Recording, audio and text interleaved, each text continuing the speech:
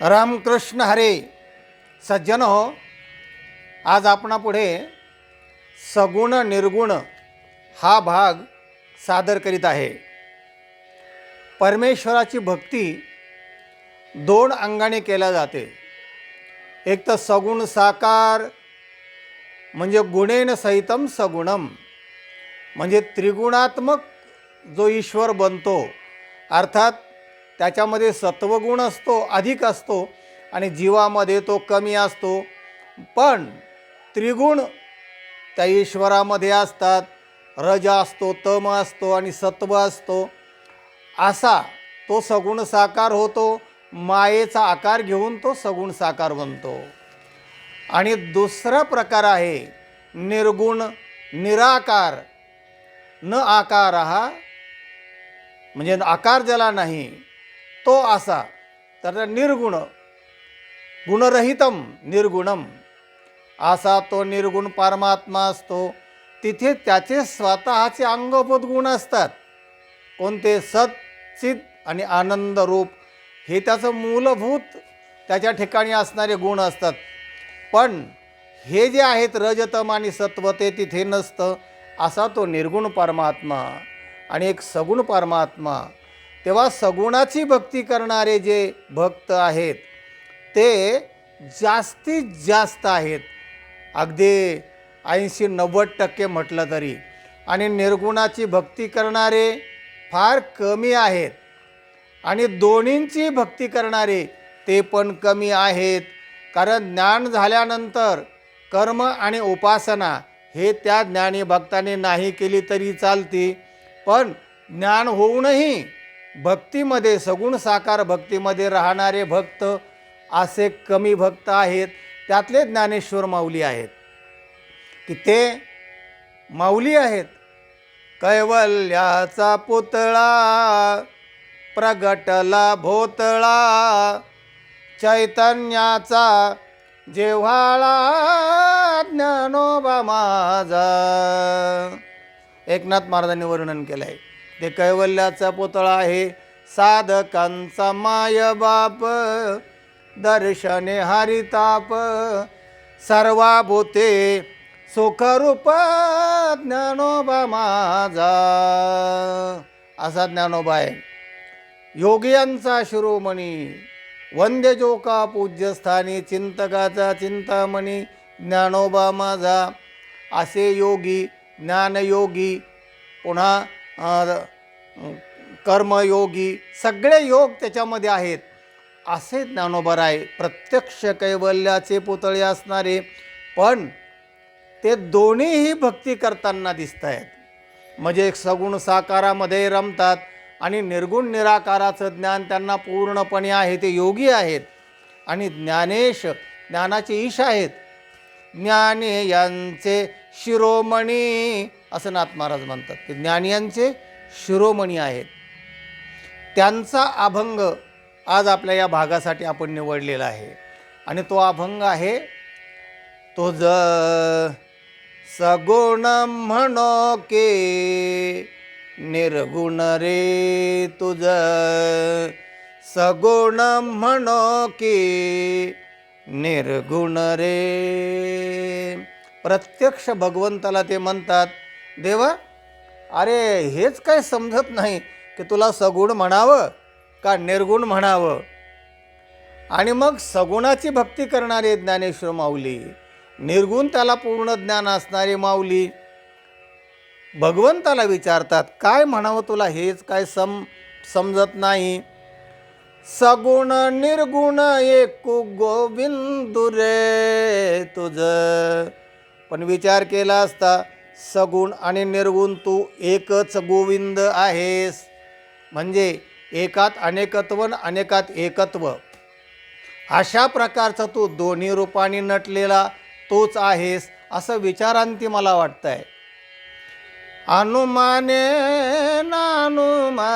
ना, तर तुझं रूप जे निर्गुण आहे ते जर अनुमान करायला गेलं तर अनुमानसुद्धा तिथे अलीकडेच राहतं आणि मग पलीकडे तो परमात्मा आहे, निर्देश करावा लागतो. अनुमाने ना तुझं अनुमान करता गेला असताना अनुमान थेट तिथपर्यंत पोहोचत नाही. अनुमान करता येतं. आता अनुमान म्हणजे काय आहे, तर शास्त्रामध्ये 6 प्रमाणाने ज्ञान होत असतं कोणत्याही वस्तूचं. प्रत्यक्ष, अनुमान, शब्द, उपमान, अर्थापत्ती आणि अनुपलब्धी. त्याच्यामध्ये प्रत्यक्ष प्रमाण जे आहे ते अतिबलवान प्रमाण आहे. म्हणजे चक्षुर्वै सत्यम, जे डोळ्याला दिसतं ते खरं. डोळ्याला दिसलं की ज्ञान होतं. आणि हे प्रमाण सगळ्यात बलवान आहे. ते न्यायालयामध्ये सुद्धा या प्रमाणाला प्राधान्य दिलं जातं. याला प्रत्यक्षदर्शी कोण आहे, या घटनेला प्रत्यक्ष पाहणारा कोण आहे, तो जर असला की बस निर्णय द्यायला त्या न्यायाधीशाला सोपं जातं. कारण ते बलवान प्रमाण आहे. प्रत्यक्ष पाहणारा आहे तो त्या घटनेचा, साक्षीदार आहे.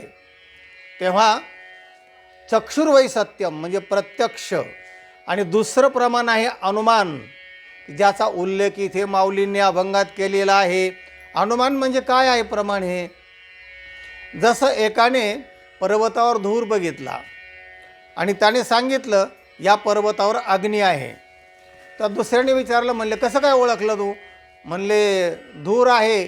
यत्र यत्र धूमस तत्र तत्र वह्निः, ज्या ज्या ठिकाणी धूर असतो तिथे अग्नी असतो. म्हणजे हे कसं काय तुला कळलं? म्हणजे साहचर्यत्वात, म्हणजे यथा महानसौ, म्हणजे जिथे आपण चूल पेटवली की जे अग्नी आहे आणि धूर आहे, जिथे अग्नी आहे ते धूर आहे. इथं आर्द्र इंधन संयोगात असंही पुढे जाऊन म्हटलेलं आहे. थोडी ओले लाकडं असले की जास्त धूर होतो. तेव्हा जिथे धूर आहे तिथे अग्नी असतो, जिथे धूर आहे तिथे अग्नी असतो.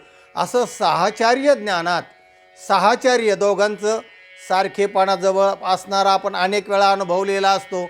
आणि म्हणून त्याने अनुमान केलं यत्र यत्र धूमस तत्र तत्र वह्निः, ज्या ज्या ठिकाणी धूर असतो तिथे अग्नी असतो.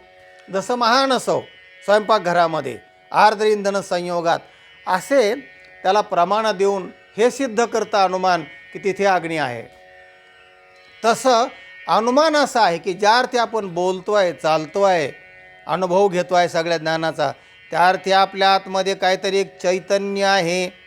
आणि चैतन्य आहे म्हणजे त्रिकालाबाधित ते चैतन्य आहे. आणि ते चैतन्य व्यापक रूपाने असतं की त्याला आपण ब्रह्म म्हणतो. आणि आपल्या शरीराच्या उपाधी लागली की त्याला आपण आत्मा असं म्हणतो. पण तेच चैतन्य आहे. तेव्हा असं जे ब्रह्म आहे तर ते अनुमानाच्याही पलीकडे आहे. अनुमान तिथपर्यंत पोचत नाही, पण अनुमानाने ते ताडता येतं, त्याचा अनुमान काढता येतं. पण माऊलींचं असं म्हणणं आहे की अनुमान तिथे पोचत नाही.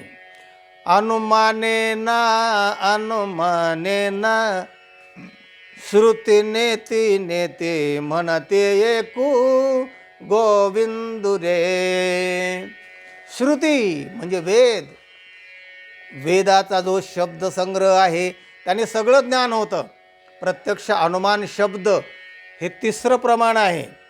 तर श्रुतीसुद्धा ते शब्द तिथे पोचत नाही. श्रुती काय म्हणते?